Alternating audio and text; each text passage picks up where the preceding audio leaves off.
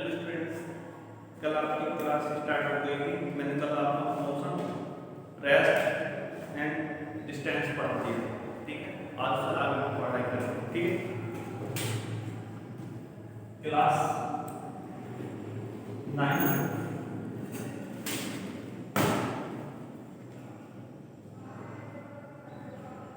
Subject physics,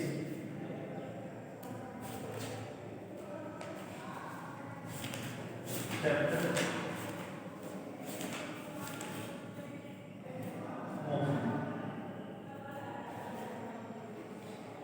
class 9 subject physics chapter motion, ठीक। मैंने कल आपको मोशन बताया, क्या मोशन होता है, रेस्ट समझाया और डिस्टेंस पढ़ा, ठीक है। मोशन वो होता है जब हम टाइम के रिस्पेक्ट में एक पोजीशन से दूसरी जगह जाते हैं, उसे बोलते हैं मोशन, ठीक है। और रेस्ट होता है कि जो position does not change in respect to time, जो टाइम के रेस्पेक्ट में पोजीशन चेंज ना हो, उसे बोलते हैं rest.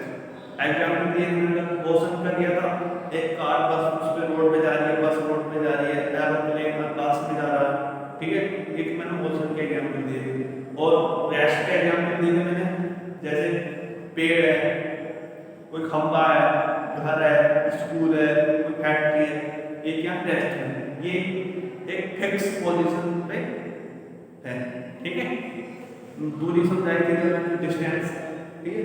The length covered by angle है ना, वो समझा। आज उसमें नेक्स्ट हो गया displacement.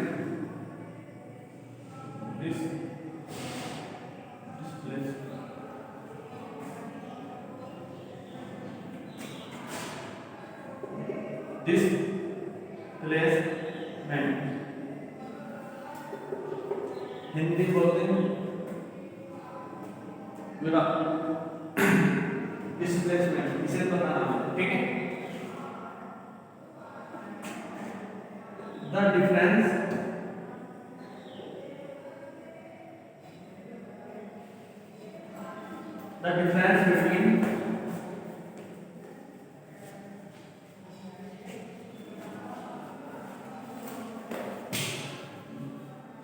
between the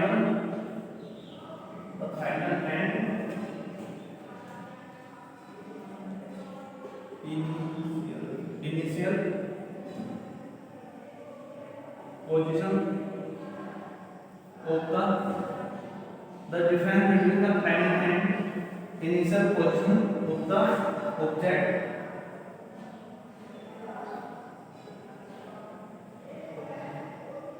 is called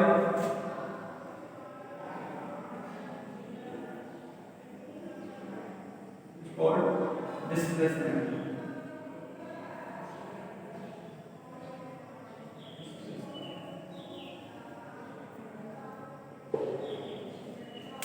The difference between the final and initial position of the object is called displacement, ठीक है।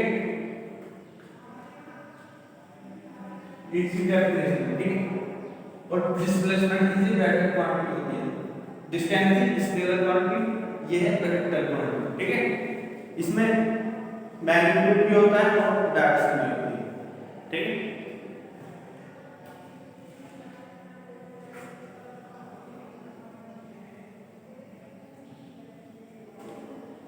आपको बताता हूँ कि डिस्टेंस और डिस्प्लेसमेंट में क्या डिफरेंस होता है, ठीक है। अगर एक पॉइंट ए यहां से यहां तक बी, ठीक है, यहां से यहां गया 5 किलोमीटर, ठीक है। और बी गया सी से सी तक 3 किलोमीटर, ठीक है। तो जब डिस्टेंस की बात होगी तो क्या बताएंगे कि 5 किलोमीटर ए से बी गया और बी से सी गया 3 किलोमीटर, तो टोटल दूरी कितनी हुई, 8 किलोमीटर।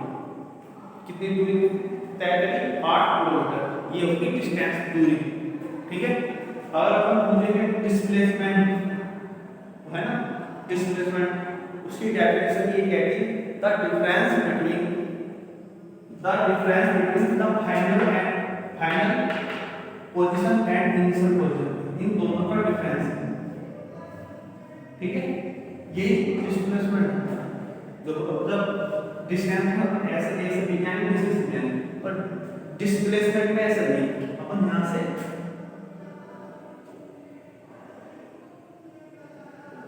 सी जाएंगे, तो ये दूरी डिस्टेंस से कम होगी नहीं होगी, ठीक है। ये क्या बना, ट्रायंगल बना। अब इसमें लगा दें पाइथागोरस थ्योरम मैथ, ये होती ना हाइपोटेन्यूज बराबर b square plus b square perpendicular plus b square,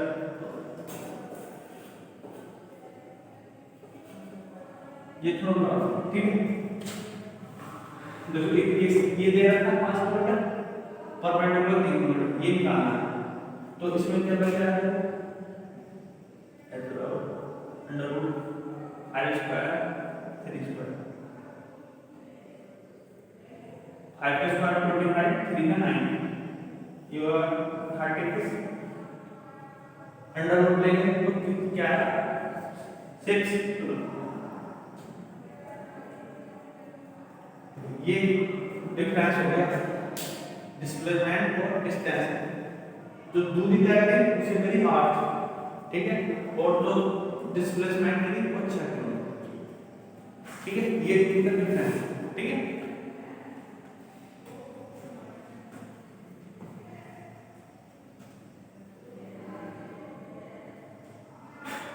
तो ज्यादातर जो एग्जाम आता है ना डिफरेंस पूछ लेता है कि क्वेश्चन आएगा व्हाट इज डिफरेंस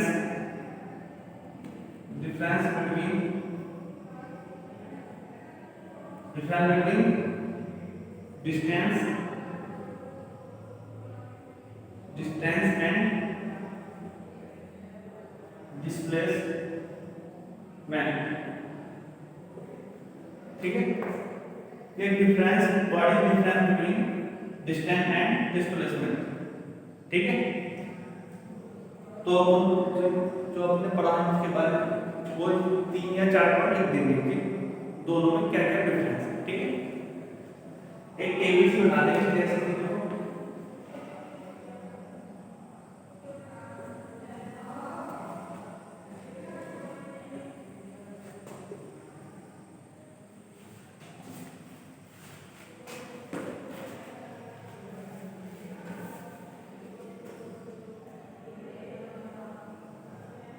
ठीक है। एक साइड लिख देंगे डिस्टेंस, दूसरा साइड लिख देंगे डिस्प्लेसमेंट, ठीक है। तो पहला पॉइंट क्या आएगा, it is a scalar quantity,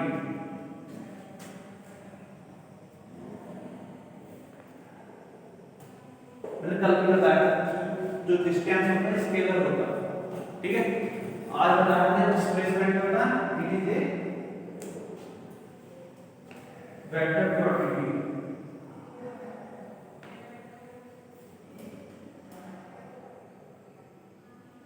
ठीक है। एक पॉइंट ये हो गया। दूसरा पॉइंट है इट कैन बी 0 और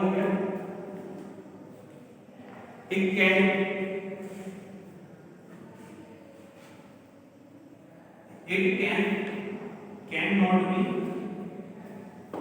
0 और नेगेटिव,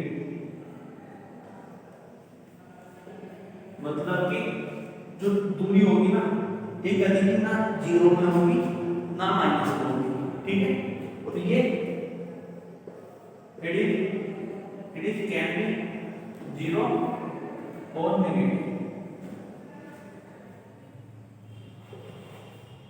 देखो ये 0 में भी हो सकती है और नेगेटिव, जैसे कि देखो मैंने बताया ना ये पॉइंट यहाँ से पॉइंट है ना, आगे यहाँ से 5 किलोमीटर गए, फिर 3 किलोमीटर गए, फिर 5 गया और फिर 3 आया।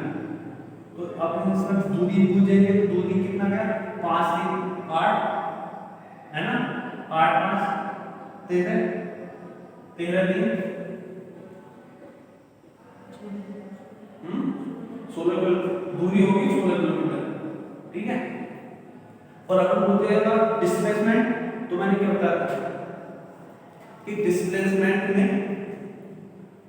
ये इनिशियल पॉइंट है एक फाइनल है, तो एक ही जगह आ गया ना तो क्या हो गया डिस्प्लेसमेंट 0 हो गया, दूरी तो 0 नहीं हुई, डिस्प्लेसमेंट 0 हो गई, ठीक है। आई समझ में?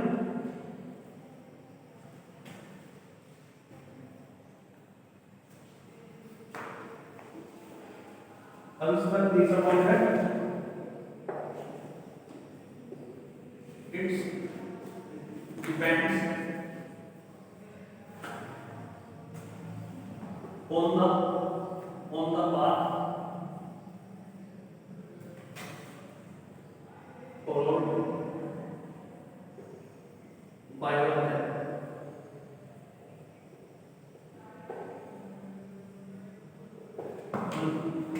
It depends on the path followed by the object. कि कौन सा पाथ, जैसे ये यहाँ से यहाँ गया यहाँ से यहाँ, कि कौन सा पाथ फॉलो कर रहा है ना, जा रहा है, ठीक है। इस पे डिपेंड करती है दूरी, ठीक है।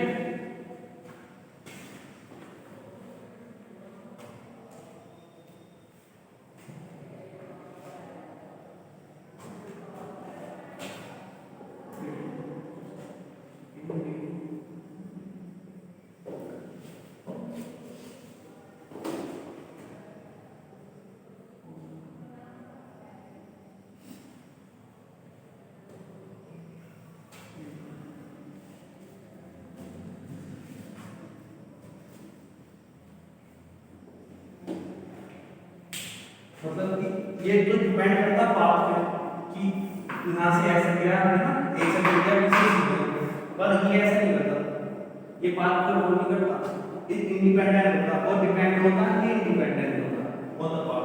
तो वो एक से बी गया बी से सी गया, दूरी है ना, डिस्प्लेसमेंट में क्या हुआ पाथ गया तो ऐसे था तो वो तो शॉर्ट वाली दूरी लेता है डिस्प्लेसमेंट, है ना, वो सीधा यहाँ से ऐसे मिलेगा जो सबसे कम दूरी पड़ेगी, ठीक है। जो बोलते हैं डिस्प्लेसमेंट, ये डिपेंड करता है पाथ पे, दूरी डिपेंड करती है, ठीक है। क्लियर हो गया?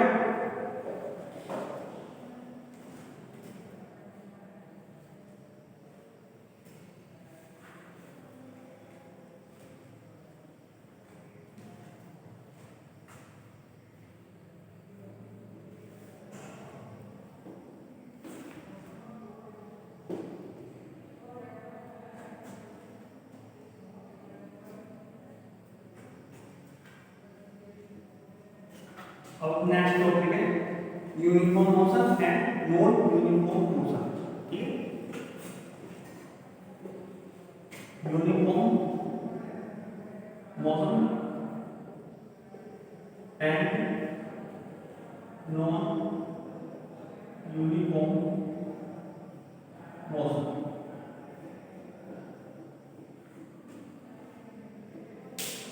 ठीक है।